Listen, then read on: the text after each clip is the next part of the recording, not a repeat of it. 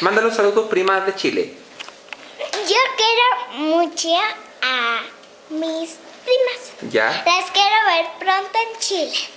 Acá. Para que podamos disfrutar y jugar en la piscina. ¿Ya? Con el flotador y que no me ahogue. Ya, ¿y a quién más le vas a mandar saludos aparte de tus primas? Ahora, ¿A tu abuelita, a tus abuelitos? sí. Ya.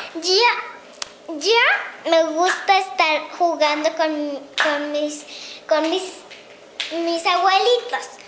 Porque los quiero mucho y me gusta estar con ellos. Ya. Para jugar y aplaudir las cosas y jugar. Y que pronto las vea en Chile. Ahora a la Fran. Ya. Fran es muy contenta. Ya.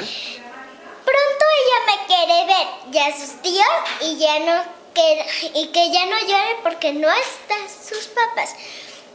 Ya pronto podemos nadar las tres y ya estamos felices. Eso es lo último.